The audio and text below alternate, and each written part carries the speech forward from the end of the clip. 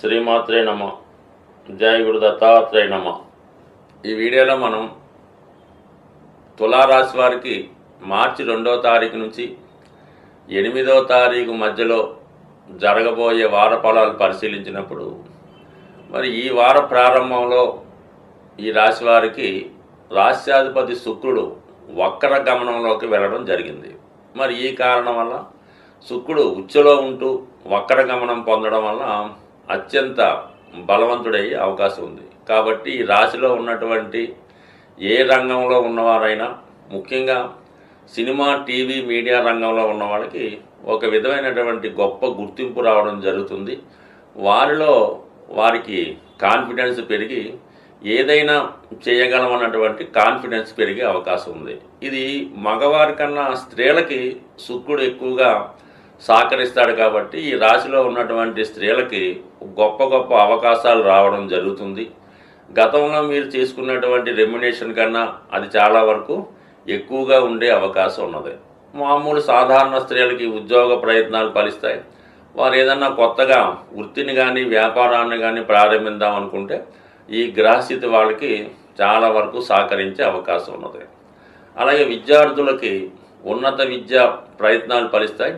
ఎక్కువగా టెక్నికల్ రంగంలో ఉన్నవారికి, ఎవరైతే ఈ సమయంలో మెడిసిన్లో సీటు కొరకు ప్రయత్నం చేస్తున్నవారు కానీ, ఆల్రెడీ మెడిసిన్ పూర్తి చేసి ఇంకా పీజీ విదేశంలో కానీ వేరే రాష్ట్రంలో కానీ చేద్దాం అనుకున్న వాళ్ళకి ప్రస్తుతం అక్కడ ఉన్నటువంటి శుక్ర బుధులతో పాటు రాహు యొక్క ప్రభావం ఎక్కువగా మెడికల్ రంగం వారికి ప్రోత్సాహకరంగా ఉండే అవకాశం ఉంది. అలాగే సినిమా రంగంలో ఉన్న వాళ్ళకి కూడా కొత్త కొత్త ఆలోచనలతో కొత్త టెక్నాలజీ ఉపయోగించి ఎక్కువగా మీ యొక్క టెక్నాలజీ పెంచుకొని అభివృద్ధి పడే అవకాశం కూడా ఈ 6వ స్థానం మీకు చాలా వరకు సహకరించే అవకాశం ఉంది. అలాగే వివాహ ప్రయత్నాల్లో ఉన్నవాళ్ళు కానీ, భార్యాభర్తల మధ్య విభేదాలు ఉన్నవారు కానీ ఈ సమయంలో మీరు తిరిగి ఒక రాజీ మార్గం ద్వారా వెళ్ళడం వల్ల విడిపోయినటువంటి దంపతులు తిరిగి కలడానికి ఈ శుక్రుని యొక్క వక్రగమన స్థితి మీకు సహకరించే అవకాశం ఉన్నది.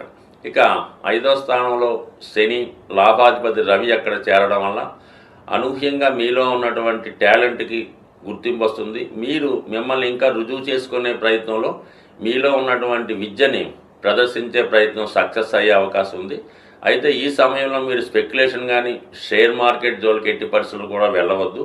అయితే ఉద్యోగస్తులకి మాత్రం అనుకోకుండా ఉద్యోగపరమైన మార్పు రావడం జరుగుతూ ఉంటుంది.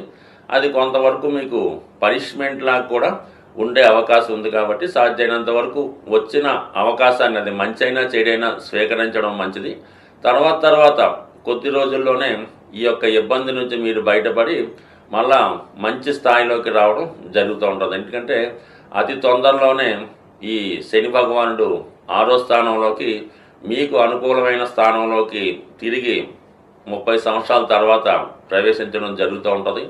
అదే సమయంలో రవి కూడా ఉండడం వలన ఇప్పుడు కొద్ది రోజులు వృత్తిపరమైన ఇబ్బంది, ఒక నెల రోజులు ఎదుర్కొన్నప్పుడు కూడా అనూహ్యంగా దాని నుంచి బయటపడి తిరిగి మళ్ళా మీరు కోల్పోయినటువంటి ఉద్యోగాన్ని కానీ, హోదాని కానీ, పదవి కానీ తిరిగి పొందే అవకాశం ఉంటుంది. కాబట్టి ఎట్టి పరిస్థితుల్లో కూడా ఈ సమయంలో అధికారులను ఎదిరించడం కానీ, వచ్చిన పదవి వదులుకోవడం కానీ చేయకుండా రాజీ మార్గంలో వెళ్ళడం వల్ల ఫ్యూచర్ అనుకూలంగా ఉండే అవకాశం ఉంటుంది. స్వస్తి. ఈ వారం ఈ గ్రహస్థితి పరిశీలించినప్పుడు ప్రతి ఒక్కరికి కూడా ధనం యొక్క అవసరం చాలా ఎక్కువ ఉండడం జరుగుతూ ఉంటుంది. అంటే శుక్రుడు ఈ ఆదివారంలో వక్రించి ఉండడం వల్ల ఇంచుమించుగా కొన్ని రోజుల పాటు వక్రిస్తాడు. అలాగే మిగతా గ్రహాలతో కలియడం వల్ల మనీ ఎక్స్పెండిచరు ప్రతి ఒక్కరికి చాలా ఎక్కువ అవడం జరుగుతూ ఉంటుంది. ఆ ఖర్చుకు తగిన ధనం మీకు రావాలంటే మరి శుక్రుడు వక్రించి ఉండడం వల్ల శుక్రగ్రహానికి అధిదేవత అయినటువంటి లక్ష్మీ అమ్మవారిని మీరు ప్రసన్నం చేసుకోవలసి ఉంటుంది. ఆ విధంగా ప్రసన్నం చేసుకోవడానికి సింపుల్ పరిహారం ఏంటంటే, మీకు మీ గృహంలో అవకాశం ఉంటే లక్ష్మీ అమ్మవారి ఫోటోని ఎరుపు రంగు పూలతో అలంకరించవలసి ఉంటుంది.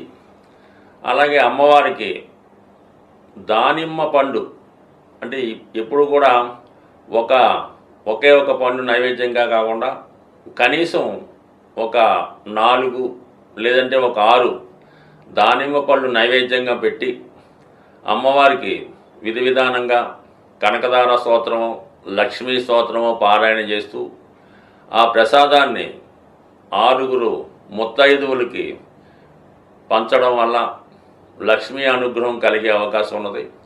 దీనితో పాటుగా మరి ఇంట్లో అవకాశం లేని వారు ఏదైనా అమ్మవారి దేవాలయంలో అమ్మవారికి ఈ దానిమ్మ పళ్ళు నైవేద్యంగా సమర్పించడం వల్ల కూడా మీ యొక్క ఆర్థికపరమైనటువంటి సమస్య నుంచి బయటపడే అవకాశం ఉంది.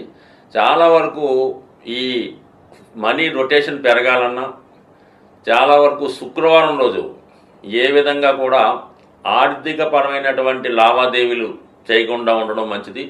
ముఖ్యంగా ఎంత అవసరమైనా సరే శుక్రవారం రోజు ఈ బంగారాన్ని తాకట్టు పెట్టడం కానీ, లేదంటే ధనాన్ని ఎవరికైనా అప్పుగా ఇవ్వడం కానీ, ఖర్చు పెట్టడం కానీ చేయకుండా ఆ ఒక్కరోజు నియమంగా పాటించవలసి ఉంటుంది. అలాగని ఫోన్పేలు, గూగుల్ పేలు వాడకుండా మీకు ఎంతైతే బ్యాలెన్స్ గురువారం నైట్ ఉంటుందో అదే బ్యాలెన్సు శనివారం ఉదయం దాకా మెయింటైన్ చేయగలిగితే కంపల్సరిగా కొద్ది వారాల్లోనే మీ యొక్క ఆర్థికపరమైనటువంటి సమస్య పరిష్కారం అవుతుంది.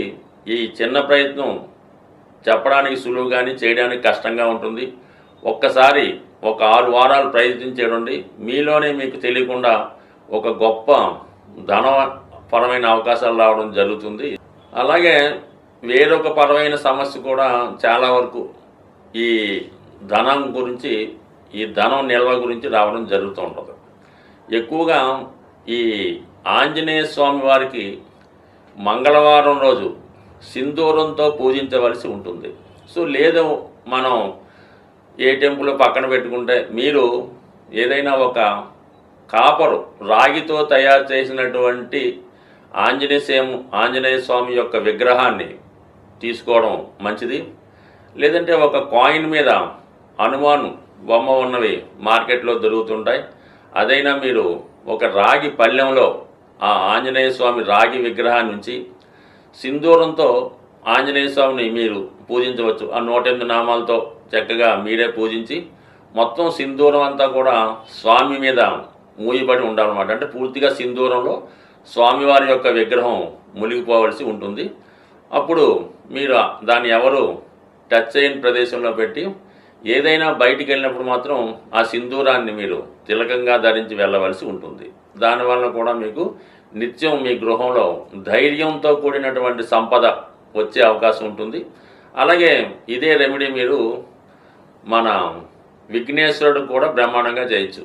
విఘ్నేశ్వరుడిని కూడా సింధూరంతో అష్టోత్తరంతో పూజ చేయడం వల్ల కూడా మీకు కేవలం ఈ రెమెడీ పనిచేసే అవకాశం ఉంది. దీంట్లో ఎక్కువగా ఉపయోగించవలసింది స్వచ్ఛమైనటువంటి సింధూరం, కల్తీ లేని సింధూరం. అలాగే కాపర్ ప్లేట్లో కాపర్తో చేసినటువంటి ఆంజనేయ స్వామి విగ్రహం కానీ, లేదంటే విఘ్నేశ్వరుడు యొక్క విగ్రహం కానీ ఉండవలసి ఉంటుంది.